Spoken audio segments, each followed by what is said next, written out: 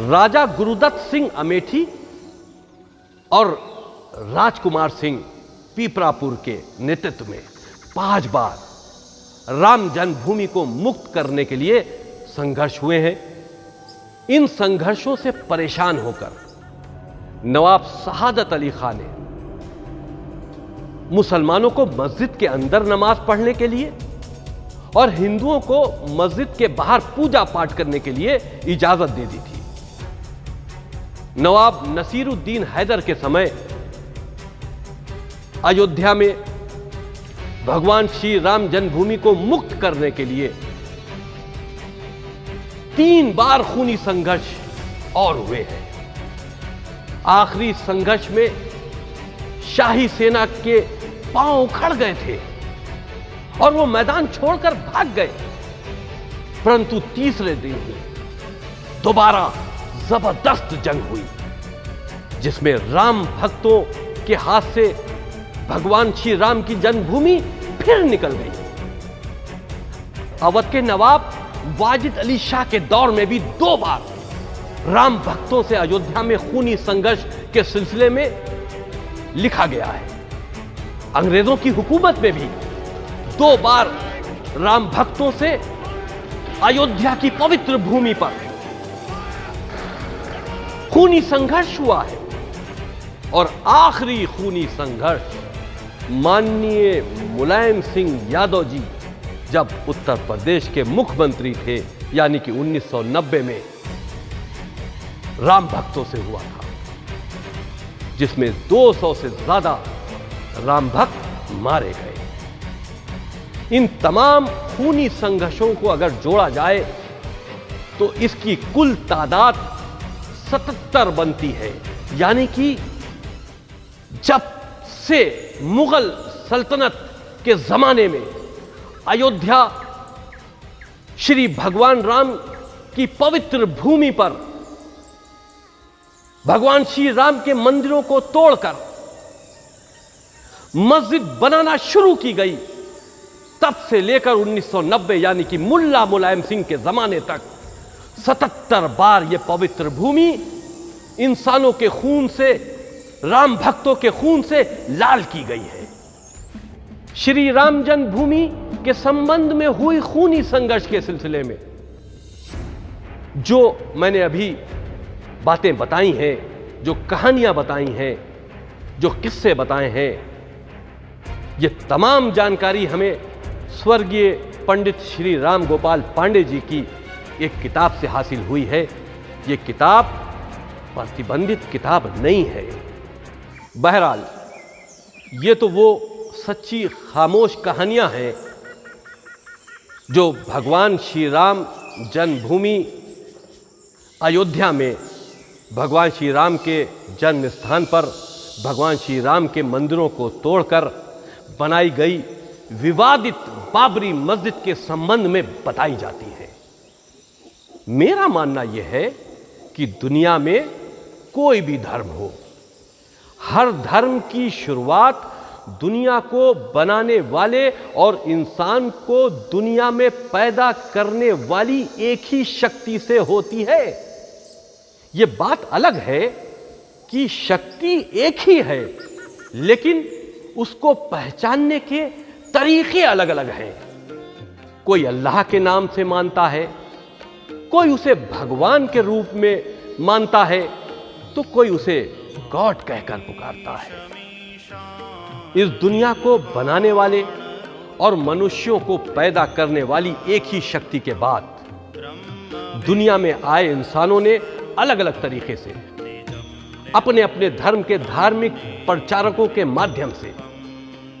इस दुनिया को बनाने वाले और दुनिया में हर जानदार और बेजान चीजों को पैदा करने वाले के सिलसिले में अपने अपने हिसाब से इंसानों को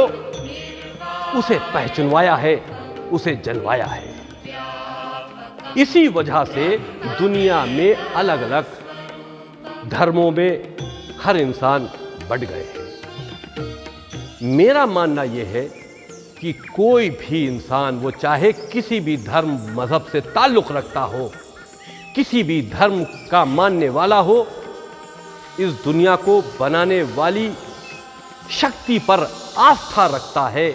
और ये मानता है कि इस दुनिया को एक शक्ति ने बनाया है, हमें आपको एक शक्ति ने पैदा किया है जो सिर्फ एक है,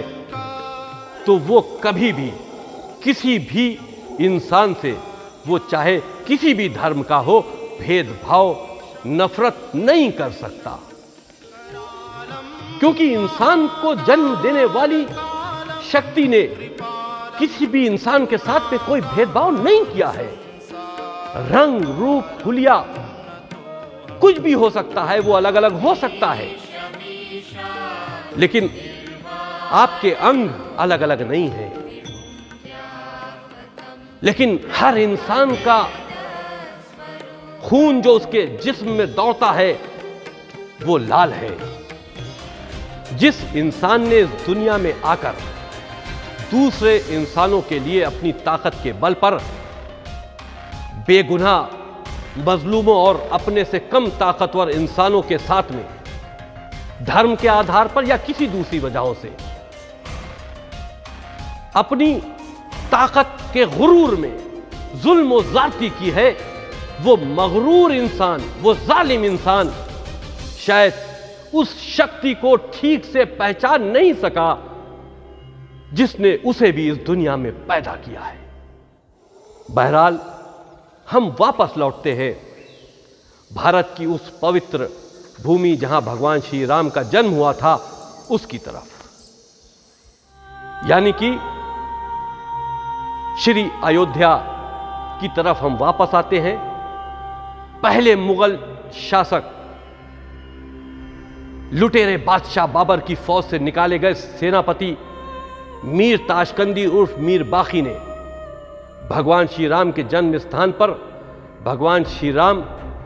के बने मंदिरों को तोड़कर जो विवादित मस्जिद का निर्माण ताकत के दम पर कराया, वो इस्लामिक सिद्धांतों के भी विपरीत है और इंसानियत के भी खिलाफ है। मीर बाकी ने एक ऐसे धार्मिक झगड़े को भारत की सरजमीन पर पैदा किया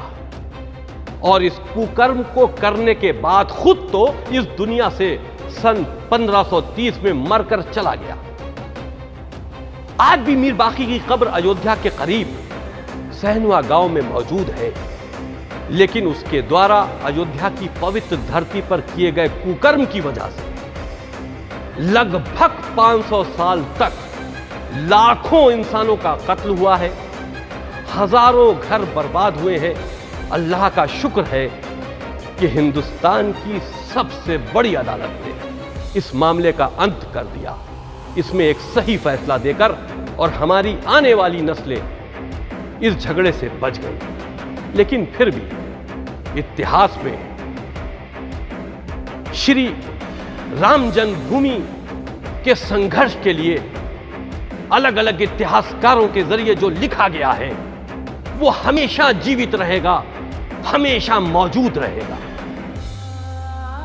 धार्मिक और राजनीतिक कारणों से बहुत सी बातें और सच्ची कहानियां खामोश हो रही हैं, लेकिन जब इतिहास के पन्ने पलटे जाएंगे तब ना तो जालिम का जुल्म छुप पाएगा और ना ही बेगुनाह लोगों का कत्ल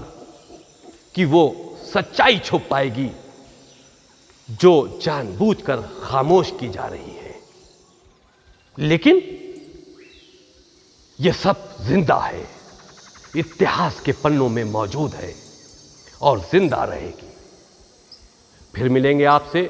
किसी दूसरी एक सच्ची खामोश कहानी के साथ में। शुक्रिया।